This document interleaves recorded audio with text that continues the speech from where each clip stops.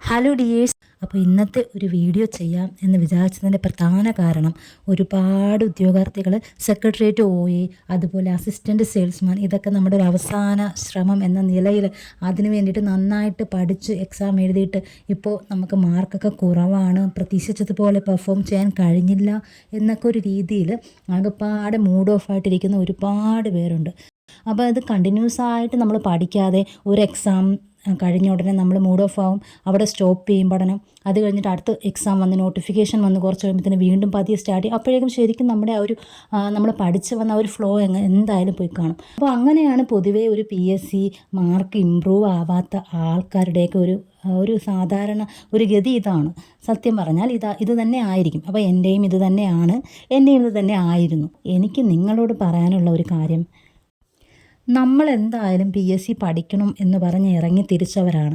അപ്പോൾ നമുക്ക് ഇതല്ലാതെ വേറെ ഒരു വഴിയും ഇനിയില്ല. നമുക്കിത് പഠിച്ചേ പറ്റൂ. പഠിക്കുന്നത് വെറുതെ അല്ല, നമ്മൾ ഓരോരോ ഗ്യാപ്പിട്ട് പഠിക്കാതെ നമുക്കിത് പഠിച്ചാലേ നമുക്ക് ജോലി നേടാൻ കഴിയൂ എന്ന് നമുക്കറിയാം. അതുകൊണ്ട് നമ്മളിതിന് കുറച്ച് ഗ്യാപ്പിട്ട് കഴിഞ്ഞാൽ നമ്മൾ കൂടുതൽ അതിന് വേണ്ടിയിട്ട് നമ്മൾ വർക്ക് ചെയ്യേണ്ടി വരും. നമ്മൾ കണ്ടിന്യൂസ് ആയിട്ട് പഠിച്ചു പോയി കഴിഞ്ഞാൽ നമ്മൾ ആ ഒരു ഫ്ലോയിൽ പോകുമ്പോൾ നമുക്ക് ആ പഠിത്തത്തിനോട് കുറച്ചും കൂടി ഇഷ്ടം തോന്നും. അപ്പോൾ നമ്മൾ കണ്ടിന്യൂസ് ആയിട്ട് പോകുമ്പോൾ ഒരു ടൈം പോലെ നമുക്ക് ഡെയിലി റൂട്ടീൻ പോലെ ആ പഠിക്കുന്ന ആ ഒരു പഠനം അങ്ങ് പോകും. എന്നാൽ ഗ്യാപ്പ് വരുമ്പോഴാണ് പിന്നെ വീണ്ടും തുടങ്ങുന്നതിന് വേണ്ടിയിട്ട് ഭയങ്കര മടുപ്പും, എനിക്ക് കിട്ടില്ല എന്നൊക്കെ പറഞ്ഞ് ശരിക്കും ഈ ഒരു മടിയുള്ളത് കൊണ്ട് തന്നെയാണ്. ഞാൻ എൻ്റെ കാര്യം തന്നെ നിങ്ങളോട് പറയാം. കാരണം ഞാൻ ഡിഗ്രി കെമിസ്ട്രി ആയിരുന്നു എൻ്റെ വിഷയം എന്ന് പറയുന്നത്. ഡിഗ്രി കഴിഞ്ഞ് 3ാമത്തെ വർഷം ആയപ്പോഴത്തേനും എൻ്റെ ഫ്രണ്ട്സ് ഇങ്ങനെ PSC എഴുതുന്നെന്ന് പറഞ്ഞാണ് ഞാനും ഈ PSCയെ പറ്റി അറിയുന്നത്. അപ്പോൾ ഞാനും അവരുടെ കൂടെ പോയി അപ്ലൈ ചെയ്തു. പക്ഷേ അവരൊക്കെ കുറച്ചും കൂടി പ്രിപ്പയർഡ് ആയിരുന്നെന്ന് തോന്നുന്നു, എനിക്കറിയില്ല. പക്ഷേ എനിക്ക് ഒരു കുന്തവും അറിയില്ലായിരുന്നു, സത്യം പറയാമല്ലോ. എനിക്കിതിനെപ്പറ്റി ഒരു ഐഡിയ ഇല്ല. അപ്പോൾ ഇവർ പോകുന്നു, അപ്പോൾ ഞാനും അതുപോലെ അവരുടെ കൂടെ പോയി അപ്ലൈ ചെയ്തു. അപ്പം ഞാനും പോകാമെന്ന് വിചാരിക്കുന്നു. ഇതെന്താണ് ചോദിക്കുന്നത്, ഇതെങ്ങനെയാണ് OMR എന്താണ്, അതെങ്ങനെയാണ് കറുപ്പിക്കുന്നത്, എവിടേക്കാണ് കറുപ്പിക്കേണ്ടത്, ഇതൊന്നും എനിക്കറിയില്ല. അപ്പം ഞാനും ഇതുപോലെ പോയി. ഒരു ഡിഗ്രി സ്റ്റുഡൻ്റ് ആയിരുന്നു ഞാൻ. എന്നിട്ട് പോലും എനിക്കിതിനെക്കുറിച്ച് വലിയ അറിവൊന്നും ഉണ്ടായിരുന്നില്ല. OMR ഷീറ്റ് ഫില്ല് ചെയ്യുന്ന അതുപോലെ എനിക്കറിയില്ലായിരുന്നു, സത്യം പറഞ്ഞാൽ. അങ്ങനെ എനിക്ക് ഒരു ദൂരെയുള്ള നമ്മുടെ വീട്ടിൽ നിന്നും കുറച്ച് ദൂരെയുള്ളൊരു കോളേജിലാണ് കിട്ടിയത്. എനിക്ക് ഈ കോളേജിലൊക്കെ ദൂരെ പോവാം, എക്സാം എഴുതാൻ വേണ്ടിയിട്ട് ഇത്രയും ട്രാവൽ ചെയ്ത് പോവാമെന്നുള്ള ആ ഒരു ഹാപ്പി, അതൊക്കെയാണ് ആ ഒരു ഹാപ്പിനെസ്സാണ് എൻ്റെ മനസ്സിലുണ്ടായിരുന്നത്. അതിൽ കൊടുത്തിരിക്കുന്നതൊക്കെ വായിച്ച് OMR ഒക്കെ നമ്മൾ സെറ്റാക്കി. പക്ഷേ ക്വസ്റ്റ്യൻ പേപ്പർ കിട്ടിയപ്പോൾ ശരിക്കും ഒന്നും അറിയില്ലെന്ന് ചിലവരൊക്കെ പറയുന്നത് കേട്ടിട്ടുണ്ട്. അവർക്ക് ആദ്യത്തെ എക്സാം എഴുതിയപ്പോൾ 40 മാർക്ക് കിട്ടി, 20 മാർക്ക് കിട്ടി, 10 മാർക്ക് കിട്ടി. പക്ഷേ അതവർ ബ്രില്യൻ്റ് ആയിരിക്കാം. പക്ഷേ എനിക്ക് അത്രയൊന്നും കിട്ടിയില്ല, സത്യമാണ് പറയുന്നത്. എനിക്ക് കിട്ടിയത് -. മാർക്കായിരുന്നു എൻ്റെ ആദ്യത്തെ മാർക്ക്. കാരണം ഫുള്ളും തെറ്റ്, അറിയാവുന്ന എന്തൊക്കെയോ ചെയ്തു വെച്ചിട്ട് വന്നു. എനിക്കൊന്നും അറിയില്ലായിരുന്നു കേട്ടോ. ഒരു 10ാം ക്ലാസ് നിലവാരത്തിലുള്ള ഒരു എക്സാമാണ്, LDC ആണ് ഞാൻ ആദ്യമായിട്ട് എഴുതുന്നത്. എന്നിട്ട് പോലും എനിക്കത് ഒന്നും എഴുതാൻ പറ്റിയില്ലെന്ന് പറയുമ്പോൾ നിങ്ങളൊന്ന് ആലോചിക്കണം. അതിനെക്കുറിച്ചുള്ള ആ ഒരു അതിന് ഇത്ര ഇമ്പോർട്ടൻസ് ഉണ്ട് ആ ഒരു എക്സാമിനെന്ന് പോലും ഞാൻ ചിന്തിക്കുന്നില്ല. എല്ലാവരും പോയപ്പോൾ നമ്മുടെ ആദ്യത്തെ എക്സാം അല്ലേ PSCയുടെ. അപ്പോൾ ആ ഒരു രീതിയിൽ PSC എന്താണെന്ന് അറിയാം, അത് എഴുതി നമുക്ക് ജോലി കിട്ടും, അതൊക്കെ അറിയാനുള്ള ബുദ്ധിമുട്ടൊരു ഡിഗ്രി സ്റ്റുഡൻറ്റിന് എന്തായാലും. അതിനുശേഷം ഡിഗ്രി എല്ലാം കഴിഞ്ഞിട്ട് നമ്മൾ ഡിഗ്രി കോഴ്സ് കഴിഞ്ഞിട്ട് പിന്നെ നമുക്കൊരു ഗ്യാപ്പ് വരും. നമ്മളിനി അടുത്ത് എന്ത് ചെയ്യണം, എന്ത് കോഴ്സ് എടുക്കണം, അങ്ങനെയൊക്കെ ഒരു ഗ്യാപ്പ് വരുമ്പോൾ കൂടുതൽ പേരും ഈ PSC കോച്ചിങ് എന്ന് പറയുന്ന അതിലോട്ട് പോകാറുണ്ട്. അപ്പോൾ ഞാനും ഈ ഒരു PSC കോച്ചിങ് എന്ന് പറയുന്ന അതിലോട്ടാണ് ആദ്യം ആ ഒരു വെക്കേഷൻ ടൈമിൽ, അതായത് അടുത്തൊരു കോഴ്സ് ചേരുന്നതിന് മുമ്പ് കുറച്ച് 2-3 മാസം ഉണ്ടായിരിക്കുമല്ലോ. അപ്പോൾ അതിന് ഞാനും ഇതുപോലെ ഒരു കോച്ചിങ്ങിലാണ് പോയത്. ഒരു 2 മാസത്തോളം പോയിട്ടുള്ളൂ എന്നാണ് തോന്നുന്നത്. 2 മാസം പോയി കാണും. അപ്പോൾ അവിടെ ചെന്നപ്പോൾ കോച്ചിങ് ക്ലാസ് നിറയെ കുട്ടികൾ, സാറ് മൈക്കൊക്കെ വെച്ച് ക്ലാസ് എടുക്കുന്നു. അപ്പോൾ എല്ലാവരും ആൻസേഴ്സ് വിളിച്ച് പറയുന്നു. അപ്പോൾ ഞാൻ ആദ്യം ചെന്നപ്പോൾ ഞാൻ ഫ്രണ്ട് സീറ്റിലായിപ്പോയി. അപ്പോൾ എനിക്കും ഇതൊന്നും അറിയില്ല. അപ്പോൾ ഞാൻ എന്ത് ചെയ്യുമെന്ന് അറിയാതെ ഇങ്ങനെ പേടിച്ചൊക്കെ ഇരിക്കണം. എല്ലാവരും പറയുന്നുണ്ട്, ഞാനും ചുമ്മാ എന്തൊക്കെയോ പറയുന്നു, പക്ഷേ പറയുന്നത് ഫുള്ളും തെറ്റാണ്. അത് കഴിഞ്ഞിട്ട് പിന്നെ ഞാൻ പതുക്കെ ഒരു മാസമൊക്കെ ആവാറായപ്പോഴത്തേനും ഞാനും ഇവരോടൊപ്പം ഇവർ പറയുന്നത് പോലെ ഞാനും പറയാൻ തുടങ്ങി. അപ്പോൾ എനിക്ക് ഭയങ്കരമായിട്ട് ഇൻട്രസ്റ്റായി. എനിക്ക് പഠിക്കാൻ പറ്റുന്നുണ്ട്, എനിക്ക് ഇൻട്രസ്റ്റിംഗ് ആണ് ഈ PSC എന്ന് പറയുന്ന സംഭവം, അതെനിക്ക് മനസ്സിലായി. അങ്ങനെ ഞാൻ പിന്നെ അവിടെയുള്ള ചേട്ടന്മാരും ചേച്ചിമാരൊക്കെ ഉച്ചവരെ ക്ലാസ്സുള്ളൂ. ഉച്ചയ്ക്ക് ശേഷം അവർ കമ്പൈൻ സ്റ്റഡി നടത്തും. അപ്പോൾ അവരുടെ കൂടെ ഞാനും ഇരുന്ന് പഠിക്കാൻ തുടങ്ങി. പ്രൈവറ്റ് ആയാലും ശരി, PSC എഴുതിയിട്ടായാലും ശരി എന്തായാലും ഒരു ജോലി എനിക്ക് ഉറപ്പായിരുന്നു എന്ന് എനിക്കിപ്പം നല്ല ബോധ്യമുണ്ട്. കാരണം നമുക്ക് ഇഷ്ടമില്ലാത്ത ഒരു കോഴ്സ് തിരഞ്ഞെടുത്ത് മറ്റുള്ളവരുടെ ഒരു പ്രഷറിന് മേൽ നമ്മൾ പഠിക്കുക എന്ന് പറയുന്നത് വളരെ ബുദ്ധിമുട്ടുള്ള കാര്യമാണ്. നമുക്ക് ഒട്ടും ഇഷ്ടമല്ല. പ്രത്യേകിച്ച് എനിക്ക് ഈ സയൻസിൽ സുവോളജി ബോട്ടണിയൊക്കെയാണ് എനിക്കിഷ്ടം. പക്ഷേ ഞാൻ കെമിസ്ട്രിയിലാണ് എനിക്ക് വന്ന് വീണതെന്ന് പറയാം. അങ്ങനെ നമ്മൾ ഇഷ്ടമില്ലാതെ പഠിക്കുക എന്നുള്ള ആ ഒരു രീതിയിലാണ് ഞാൻ പോയിക്കൊണ്ടിരുന്നത്. എന്തായാലും എനിക്ക് കെമിസ്ട്രി എടുത്തു. PG ഒരു ഫസ്റ്റ് ഇയറൊക്കെ ആയപ്പോഴത്തേനും എനിക്ക് മനസ്സിലായി ഇത് ഭയങ്കര പാടാണ്, എനിക്ക് പറ്റില്ല, എനിക്ക് ഒന്നാമത് ഇൻട്രസ്റ്റ് ഇല്ല. പിന്നെ ഞാൻ അവിടെ ഒരു ട്യൂഷൻ ക്ലാസ്സിൽ പിള്ളേരെ ട്യൂഷൻ പഠിപ്പിക്കാൻ പോയി. അങ്ങനെ പോയപ്പോൾ എനിക്ക് 7, 8, 9, 10 ക്ലാസ്സിലെ സയൻസും സയൻസാണ് ഞാൻ പഠിപ്പിക്കാൻ പോരുന്നത്. അപ്പോൾ ആ ടെക്സ്റ്റിലെ കാര്യങ്ങളൊക്കെ ഞാനിങ്ങനെ റിപ്പീറ്റ്ലി പിള്ളേർക്ക് പറഞ്ഞു കൊടുക്കുമ്പോൾ എനിക്ക് ഓട്ടോമാറ്റിക്കലി ഞാനും പഠിച്ചുകൊണ്ടേയിരുന്നു. പിന്നെ ഞാൻ വീണ്ടും PSC പരീക്ഷ എഴുതാൻ വന്നു. ഇടയ്ക്ക് കുറേ ഗ്യാപ്പ് വന്നു, എക്സാം ഒന്നും അപ്ലൈ ചെയ്തിട്ടുണ്ടായിരുന്നില്ല. പിന്നെ എനിക്ക് PG ഒന്നും അത്ര ഇൻട്രസ്റ്റിംഗ് അല്ലാത്തതുകൊണ്ട് ഞാൻ വീണ്ടും PSCയിലേക്ക് എങ്ങനെയോ വന്നു ഞാൻ വീണ്ടും പഠിക്കാൻ തുടങ്ങി. അതിനുശേഷം ഞാൻ പിന്നെ എഴുതുന്ന ഒരു സെക്രട്ടേറിയറ്റ് അസിസ്റ്റൻറ്റ് എക്സാമാണ്. അപ്പോൾ ഞാൻ ആ ഒരു എക്സാമിൻ്റെ സമയത്ത് നോട്ടിഫിക്കേഷൻ വന്ന സമയത്ത് ഞാൻ നന്നായിട്ട് പ്രിപ്പയർ ചെയ്യുന്നുണ്ടായിരുന്നു. ഞാൻ ഈ PG ക്ലാസ്സിൽ മിക്ക ദിവസമൊന്നും പോവാറില്ല, ഇടയ്ക്കൊക്കെ പോവും. എനിക്ക് വലിയ ഇൻട്രസ്റ്റ് ഇല്ലാത്തതുകൊണ്ട് തന്നെ എനിക്ക് പോകാൻ ഇഷ്ടവുമല്ല. അപ്പം ഞാൻ വല്ലപ്പോഴേ ക്ലാസ്സിലൊക്കെ പോകാറുള്ളൂ. ബാക്കിയുള്ള ദിവസമൊക്കെ ഞാൻ വീട്ടിലിരുന്ന് PSC പഠിക്കാൻ തുടങ്ങി. അപ്പോൾ PSC പഠിക്കുമ്പോൾ എനിക്കറിയാം, ഞാൻ രാവിലെ ജോലിയെല്ലാം തീർത്തിട്ട് ഞാൻ എൻ്റെ ഡോറെല്ലാം അടച്ചിട്ട് ഞാനൊരു പാവിരിച്ച് തറയിലിരിക്കും. എൻ്റെ ചുറ്റിനും PSC റിലേറ്റഡ് ആയിട്ടുള്ള ക്വസ്റ്റ്യൻസും ബുക്സും ഒക്കെയാണ്. അപ്പം ഞാനതിന് നന്നായിട്ട് പ്രിപ്പയർ ചെയ്തു. പക്ഷേ എനിക്ക് ആ സെക്രട്ടറി അസിസ്റ്റൻറ്റിന് അന്ന് എനിക്ക് 60 അടുപ്പിച്ചോ അങ്ങനെ എന്തോ മാർക്ക് ഉണ്ടായിരുന്നുള്ളൂ. പക്ഷേ അതിൻ്റെ കട്ട് ഓഫിന് തൊട്ടടുത്തായിരുന്നു ഞാൻ. പക്ഷേ എനിക്ക് അന്നും ഈ കട്ട് ഓഫിന് അടുത്ത് വന്നിട്ട് ഞാൻ മാറിപ്പോയല്ലോ എന്നുള്ള അങ്ങനെ എനിക്ക് ഭയങ്കര ഇതൊന്നും തോന്നിയില്ല. ഞാനത് കളഞ്ഞു അപ്പോഴാണ്. പിന്നെ ഞാൻ വീണ്ടും PG അപ്പോഴത്തേനും എക്സാമൊക്കെ ആയി. ഞാൻ പിന്നെ വീണ്ടും അതിലോട്ട് പോയി PSC വീണ്ടും വിട്ടു. അങ്ങനെ അതായത് കണ്ടിന്യൂസ് ആയിട്ട് PSC മാത്രമായിട്ടുള്ള പഠനം എനിക്കുണ്ടായിരുന്നില്ല. അതൊക്കെ കഴിഞ്ഞിട്ട് പിന്നെയും നമ്മൾ PG ഒക്കെ കഴിഞ്ഞു. കല്യാണം കഴിഞ്ഞപ്പോഴത്തേക്കും നമ്മൾ വീണ്ടും കല്യാണം കഴിഞ്ഞ് 2-3 മാസമൊക്കെ പഠനമൊന്നുമില്ല. അതിനുശേഷം വീണ്ടും പഠിച്ച് പതുക്കെ തുടങ്ങിയപ്പോഴത്തേനും പ്രഗ്നൻ്റായി. അതിനുശേഷം പിന്നെ നമ്മൾ വീണ്ടും കുഞ്ഞിന് ഒരു 6 മാസമൊക്കെ ആയ സമയത്തായിരുന്നു LDC അടുത്തത് വന്നത്. അതായത് ഈ കൊറോണ ടൈമിൽ വന്ന ആ ഒരു ഇതിന് ശേഷം വന്ന ഒരു LDC ഉണ്ടല്ലോ, ആ ഒരു LDC ആ സമയത്തായിരുന്നു. എനിക്ക് തോന്നുന്നു അന്നാണ് ഈ പ്രിലിംസ് എക്സാം വന്ന് തുടങ്ങിയത്. അപ്പോൾ എനിക്ക് പ്രിലിംസ് എനിക്ക് എഴുതിയെടുക്കാൻ പറ്റി. പക്ഷേ മെയിൻസ് വന്നപ്പോഴത്തേനും എനിക്ക് 4-5 മാർക്കിനത് ഞാൻ ഔട്ടായിപ്പോയി.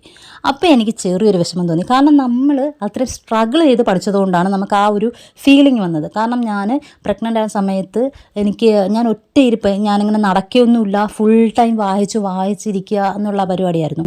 എനിക്ക് കുറച്ച് വിഷമമായി. കാരണം ഞാൻ ഇത്തിരി നന്നായിട്ട് പ്രിപ്പയർ ചെയ്തതായിരുന്നു.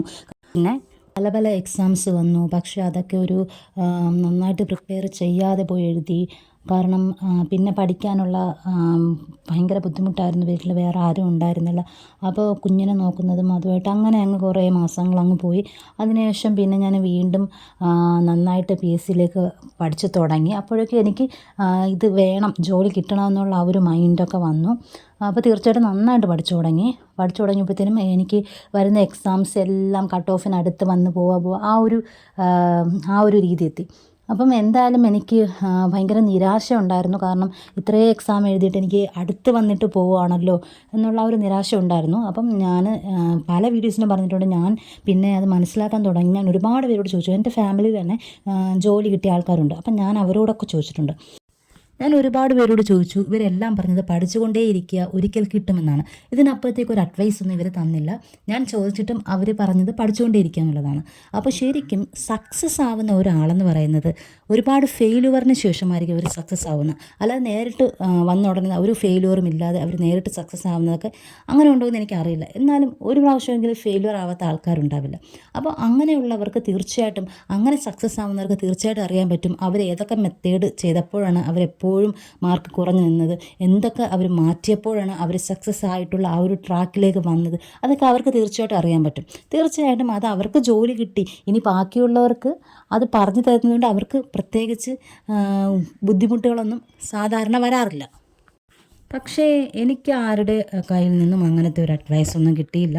പിന്നെ എനിക്ക് പോകെ പോകെ എനിക്ക് മനസ്സിലായി നമ്മൾ തന്നെ അത് കണ്ടുപിടിക്കണം. കാരണം മറ്റുള്ളവർ നമുക്ക് വേണ്ടിയിട്ട് അതൊന്നും പറഞ്ഞു തരാൻ തയ്യാറല്ല.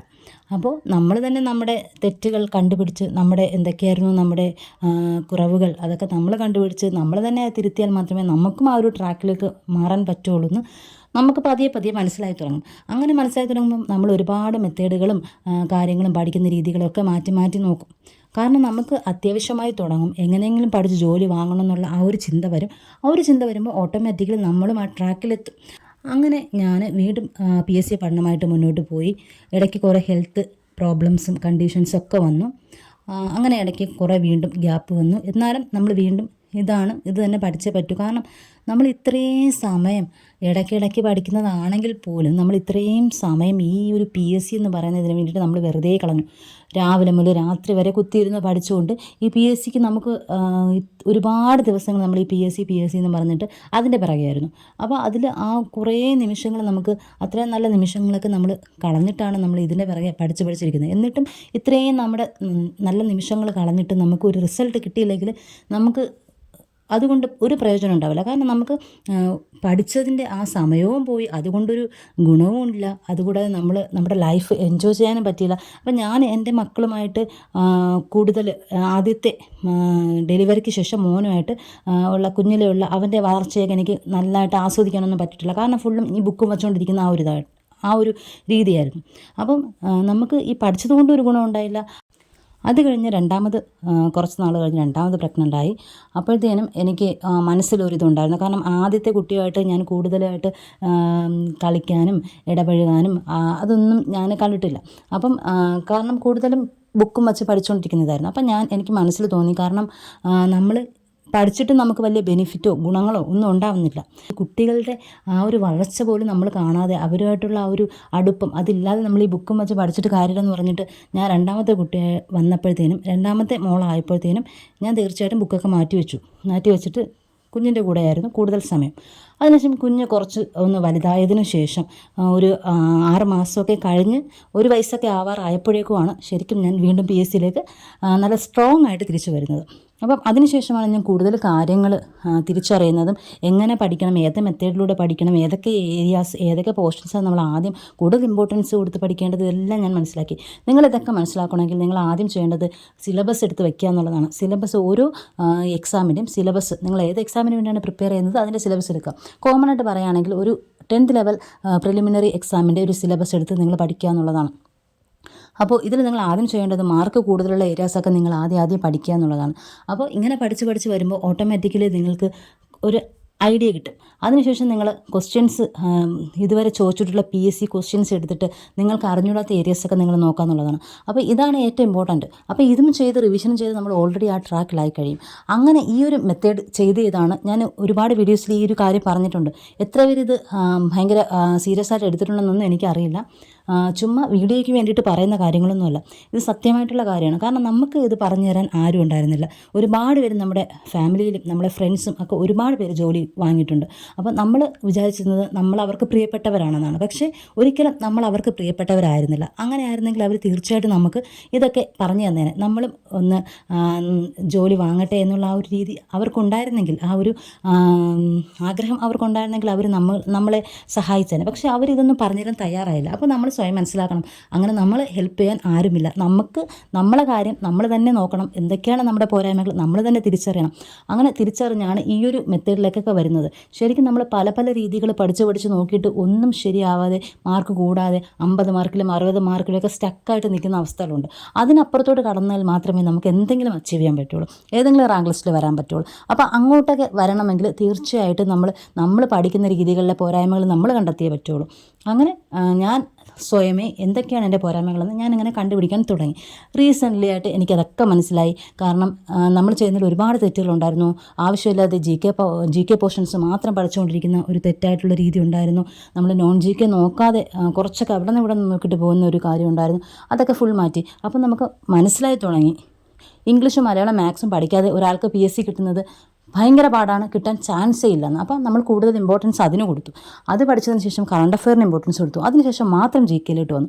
അപ്പോൾ അങ്ങനെ വരുമ്പോൾ തീർച്ചയായിട്ടും നമ്മളൊന്നും പഠിച്ചില്ല എന്നുള്ള ആ ഒരു മൈൻഡ് നമ്മുടെ ഇതിൽ കിടക്കും. കാരണം നോൺ ജി കെ പോർഷൻസ് പഠിക്കുമ്പോൾ ഒരുപാടില്ല. പക്ഷേ അതേസമയം നമ്മൾ ഹിസ്റ്ററിയും ജോഗ്രഫിയൊക്കെ പഠിക്കുമ്പോൾ ഒരുപാട് നമ്മൾ പഠിച്ച് എന്തോ വലിയ ഇതാണെന്നുള്ള രീതി നമുക്ക് വരും. പക്ഷെ നമുക്ക് ഒരു പ്രയോജനമില്ല അതുകൊണ്ട്. കാരണം അതിലുള്ള മാർക്കെന്ന് പറയുന്നത് വളരെ കുറവാണ്. ആ കുറവ് മാർക്ക് വാങ്ങിയിട്ട് നമുക്ക് ഒരു പ്രയോജനം ഉണ്ടാവില്ല. അതേസമയം നമ്മൾ ബാക്കിയുള്ള നോൺ ജി കെ പോർഷൻസും കറണ്ട് അഫെയറും പഠിച്ചു കഴിഞ്ഞാൽ തീർച്ചയായിട്ടും നമ്മൾ ഭയങ്കരമായിട്ടും ഹെവി ആയിട്ട് പഠനം അങ്ങനെ തോന്നില്ല. പക്ഷെ നമ്മൾ അത്രയും മാർക്ക് നമ്മൾ കൈവശമാക്കി വയ്ക്കുകയാണ് അതിലൂടെ. ഇങ്ങനത്തെ രീതികളൊക്കെ ഞാൻ മുന്നോട്ട് കൊണ്ടുവന്നതിന് ശേഷമാണ് ശരിക്കും എൻ്റെ മാർക്കെന്ന് പറയുന്നത് പെട്ടെന്ന് ഒറ്റയടിക്ക് പെട്ടെന്ന് കുറേ മാറ്റം വരിക എന്ന് പറയുന്നത്. അപ്പോൾ സാധാരണ നമ്മൾ പഠിച്ചു പോകുമ്പോൾ ഒരു 50 മാർക്കായിരുന്നു, ചിലപ്പോൾ 52 ആവാം, 55 അങ്ങനെ ആ ഒരു റേഞ്ചിൽ വരുള്ളൂ. പക്ഷേ ഈ ഒരു മെത്തേഡ് വന്നപ്പോൾ ഒറ്റയടിക്കാണ് മാർക്ക് 60, 65, 70 പെട്ടെന്നാണ് കയറുന്നത്. അപ്പോഴേ എനിക്ക് മനസ്സിലായി ഇതാണ് ബെസ്റ്റ്. എല്ലാ റാങ്ക് വാങ്ങുന്നവരും അല്ലെങ്കിൽ എല്ലാ റാങ്ക് ലിസ്റ്റിൽ വരുന്നവരും എല്ലാവരും യൂസ് ചെയ്യുന്നത് ഇങ്ങനെയാണെന്ന് എനിക്ക് മനസ്സിലായി. കാരണം ഈ ഒരു മെത്തേഡ് അത്രയ്ക്ക് എഫക്റ്റീവാണ്. നമുക്ക് അറിഞ്ഞിടത്ത ക്വസ്റ്റ്യൻസ് നമ്മൾ കൂടുതൽ പഠിക്കുക, നമുക്ക് അറിഞ്ഞിടത്ത ഏരിയസ് കൂടുതൽ നമ്മൾ ഇമ്പോർട്ടൻസ് കൊടുത്ത് പഠിക്കുക, നമ്മൾ പഠിച്ചതിനെ വീണ്ടും പഠിക്കാതെ ഇരിക്കുക, നമ്മൾ ജസ്റ്റ് റിവിഷന് വേണ്ടി മാത്രം അത് യൂസ് ചെയ്യുക. അല്ലാതെ നമ്മൾ എപ്പോഴും അത് തന്നെ വായിച്ചുകൊണ്ടിരുന്ന് നമ്മൾ ബാക്കിയുള്ള വിഷയങ്ങൾ പഠിക്കാനുള്ള സമയം വെറുതെ കളയാതിരിക്കുക. അതുപോലെ നമ്മൾ ഇതുവരെ PSC ചോദിച്ചിട്ടുള്ള ക്വസ്റ്റ്യൻസ്, അതായത് ട്രെൻഡിങ് ആയിട്ടുള്ള ഈ ഇടയ്ക്കിടയ്ക്ക് ചോദിച്ചുകൊണ്ടിരിക്കുന്ന ക്വസ്റ്റ്യൻസ് എടുത്തിട്ട് നമുക്ക് അറിഞ്ഞുകൂടാത്ത ക്വസ്റ്റ്യൻസ് ഏതൊക്കെയാണ്, അതാണ് നമ്മുടെ ശത്രുക്കൾ. അപ്പോൾ അവരെ എടുക്കുക, അവരെ നമ്മൾ നന്നായിട്ട് പഠിക്കുക. അപ്പോൾ ഇനി ചോദിക്കുമ്പോൾ നമുക്കതൊക്കെ അറിയാവുന്നതായിരിക്കണം. അപ്പോൾ ആ ഒരു മെത്തേഡ് വളരെ എഫക്റ്റീവാണ്. നിങ്ങൾ ഇനിയെങ്കിലും അത് ട്രൈ ചെയ്ത് തന്നെ നോക്കണം. ഭയങ്കര പാടാണ് നിങ്ങൾക്ക് ഇതിലൂടെ തുടങ്ങാൻ. കാരണം തുടങ്ങിക്കഴിഞ്ഞ് നമ്മൾ മാർക്ക് ഇമ്പ്രൂവ് ആകുമ്പം നിങ്ങൾ ഒരിക്കലും ഈ ഒരു രീതിയിൽ നിന്ന് മാറില്ല, അത് ഉറപ്പാണ്. കാരണം അത്രയും എഫക്റ്റീവായിട്ടുള്ള നല്ല ഒരു രീതിയാണിത്. അപ്പോൾ നിങ്ങൾ ഇനി ഇങ്ങനെ ട്രൈ ചെയ്ത് നോക്കണം. ഞാൻ പറഞ്ഞു ആദ്യത്തെ എക്സാമിന് എനിക്ക് മാർക്കൊന്നും ഉണ്ടായിരുന്നില്ല, നെഗറ്റീവ് മാർക്കായിരുന്നു. അതിനുശേഷം എനിക്ക് പിന്നെ 20 മാർക്ക് എന്തോ ആയിരുന്നു. അതിനുശേഷം കോച്ചിങ്ങിനൊക്കെ പോയി, ഞാൻ പറഞ്ഞു കോച്ചിങ്ങിനൊക്കെ പോയതിനു ശേഷം ഒരു 20 മാർക്ക് വന്നു, പിന്നെ 30. കുറേ നാൾ എനിക്ക് 30, 32, 35 ആ ഒരു റേഞ്ചിനകത്ത് കിടന്ന് കറങ്ങിയായിരുന്നു. കാരണം ഈ ജി കെ മാത്രമാണ്, ബാക്കിയൊന്നും എനിക്കറിയില്ല. ഞാൻ അറിയാം, പക്ഷേ ഞാൻ ഓവറായിട്ടത് പഠിക്കുന്നില്ല, അതിൻ്റെ ആ പോർഷൻസ് ഫുള്ളും കവർ ചെയ്യുന്നില്ല, അങ്ങനെയൊക്കെ ആയിരുന്നു. പിന്നെ അതൊക്കെ ഫുള്ള് കവർ ചെയ്തു, മാത്സും ഇംഗ്ലീഷും കംപ്ലീറ്റ് ചെയ്തതിന് ശേഷം മാത്രമേ ജി കെയിലോട്ട് പോകൂ. അങ്ങനെയുള്ള തീരുമാനങ്ങളൊക്കെ എടുത്തതിന് ശേഷമാണ് ശരിക്കും എനിക്ക് അവിടെ നിന്ന് നല്ല സ്കോർ ചെയ്യാൻ തുടങ്ങിയത്. മലയാളമൊക്കെ ഞാൻ അങ്ങനെ പഠിക്കാൻ തുടങ്ങി. കാരണം മലയാളമൊക്കെ നമുക്ക് അറിയാമെന്നുള്ളൊരു കോൺഫിഡൻസ് ഉണ്ട്. പക്ഷേ ശരിക്കും പൊട്ടത്തെറ്റാണ്, നമുക്ക് മാർക്ക് കുറവാണ്. മലയാളത്തിൽ നിന്നൊക്കെ മാർക്ക് ഒട്ടും കിട്ടാതിരുന്നു കഴിഞ്ഞാൽ നമ്മൾ ഒരുപാട് താഴോട്ട് പോകും. അതുകൊണ്ട് തീർച്ചയായിട്ടും നമുക്ക് അറിഞ്ഞില്ലാത്ത പോർഷൻസ് നമ്മൾ കൂടുതൽ ഇമ്പോർട്ടൻസ് കൊടുത്തേ പറ്റുള്ളൂ. അങ്ങനെ കൊടുത്ത് പഠിക്കുമ്പോഴാണ് തീർച്ചയായിട്ടും നമുക്ക് ഒരുപാട് മാർക്ക് മുകളിലോട്ട് വരാൻ കഴിയുന്നത്. ഇപ്പോൾ PSC പ്രിപ്പറേഷൻ 2 ടൈപ്പ് ആൾക്കാരുണ്ട്. ഒന്ന് ഒരുപാട് വർഷങ്ങളായിട്ട് 10, 12, 15 വർഷങ്ങളായിട്ട് ഇത് പഠിച്ചുകൊണ്ടേ ഇരിക്കുന്നവരുണ്ട്. എന്നാൽ ചില ആൾക്കാരുണ്ട് 1 വർഷം കൊണ്ട് അല്ലെങ്കിൽ 5, 6 മാസം കൊണ്ട് നോട്ടിഫിക്കേഷൻ വന്നതിന് ശേഷം പഠിച്ച് മാർക്ക് വാങ്ങി ജോലിക്ക് കയറുന്നവരുണ്ട്. അങ്ങനെ 2 ടൈപ്പ് ആൾക്കാരുണ്ട്. അപ്പോൾ ഈ 2 ടൈപ്പ് ആൾക്കാരിലും ബുദ്ധിയുള്ളവർ തന്നെയാണ്. അതിൽ ഒരു റാങ്ക് വാങ്ങുന്നവർ അല്ലെങ്കിൽ പെട്ടെന്ന് റാങ്ക് നേടുന്നവരാണ് ഭയങ്കര ബ്രില്യൻറ്റ് എന്നൊന്നും പറയാൻ പറ്റില്ല. ഈ 2 പേരിലും അവർ യൂസ് ചെയ്യുന്ന മെത്തേഡുകളാണ് വ്യത്യാസം. അവർ ഏതൊക്കെ വഴിയാണ് ഈ എക്സാമിന് വേണ്ടിയിട്ട് ഉപയോഗിക്കുന്നത്, അതിലാണ് ആ ഒരു ട്രാക്കിൽ PSC ട്രാക്കിൽ വരാൻ വേണ്ടിയിട്ട് അവർ ഉപയോഗിക്കുന്ന ടെക്നിക്സ് ഏതൊക്കെയാണ്, ഏതൊക്കെ രീതിയിലൂടെയാണ് അവർ അവരുടെ പഠന രീതികളാണ് അവർ തീർച്ചയായിട്ടും പെട്ടെന്ന് ഒരു റാങ്ക് ലിസ്റ്റിലോട്ട് വരാൻ സഹായിക്കുന്നത്. അപ്പോൾ ഇതിനെക്കൊണ്ട് പറ്റില്ല, നമുക്ക് പഠിച്ചെടുക്കാൻ പറ്റില്ല, ഇത്രയും വേക്കൻസി ഒന്നും ഇല്ലാത്ത എക്സാം എങ്ങനെ എഴുതിയെടുക്കുന്നതെന്നൊക്കെ ചിന്തിച്ചിരിക്കുന്നവർ അവിടെ ഇരിക്കുകയുള്ളൂ. ബാക്കിയുള്ളവരായിരിക്കും തീർച്ചയായിട്ടും ആ ഒരു ലിസ്റ്റിലേക്കൊക്കെ വരുന്നത്. അപ്പോൾ ഇനിയെങ്കിലും നിങ്ങൾ ഒന്ന് ചിന്തിച്ച് നോക്കുക. ഇത്രയും വർഷം ഞാൻ PSCക്ക് വേണ്ടിയിട്ട് കളഞ്ഞു, ഇനിയും ഒരുപാട് വർഷങ്ങൾ എനിക്ക് PSCക്ക് കൊടുക്കാൻ ഇല്ല. കാരണം ഇതിന് വേണ്ടിയിട്ട് ഇങ്ങനെ ഇരുന്ന് പഠിച്ച് ഒരു മാർക്ക് ഇമ്പ്രൂവ്മെൻ്റ് ഇല്ലാതെ ഒരു ലിസ്റ്റിലും വരാതെ ഇങ്ങനെ ഇരുന്നിട്ട് എന്ത് പ്രയോജനമാണുള്ളത്? നമുക്ക് ജീവിതത്തിൽ മറ്റൊന്നും നേടാൻ കഴിയാതെ നമ്മുടെ ഒരുപാട് സമയമാണ് വേസ്റ്റായി പോകുന്നത്. അപ്പോൾ എത്രയും പെട്ടെന്നൊരു ജോലി നേടുക അതായിരിക്കണം ആദ്യത്തെ ഒരു ലക്ഷ്യം എന്ന് പറയുന്നത്. ഇനിയും നമുക്ക് സമയമുണ്ട്, അല്ലെങ്കിൽ ഇനി അടുത്ത എക്സാം വരുന്നുണ്ട്, അല്ലെങ്കിൽ അടുത്ത LDC വരുന്നുണ്ട്, ഒരുപാട് വേക്കൻസി ഉള്ളത് വരുന്നുണ്ട്. അത് ചിലപ്പോൾ ഒന്ന് ട്രൈ ചെയ്ത് നോക്കിയാൽ കിട്ടുമായിരിക്കാം എന്നൊക്കെ പ്രതീക്ഷിച്ചായിരിക്കും ഒരുപാട് പേരിരിക്കുന്നത്. അത് തെറ്റാണ്. തൊട്ടടുത്ത് വരുന്ന എക്സാം ഏതാണോ അതിന് ഉടനെ ക്രാക്ക് ചെയ്യാൻ വേണ്ടിയിട്ട് നല്ല രീതിയിൽ പഠനം മികച്ചതാക്കുക എന്നുള്ളതാണ് നിങ്ങൾ ചെയ്യേണ്ടത്. ഞാൻ പറഞ്ഞല്ലോ ആദ്യം എനിക്ക് നെഗറ്റീവ് മാർക്കായിരുന്നു വന്നിട്ടുണ്ടായിരുന്നത്, അതായത് മൈനസ് മാർക്കായിരുന്നു.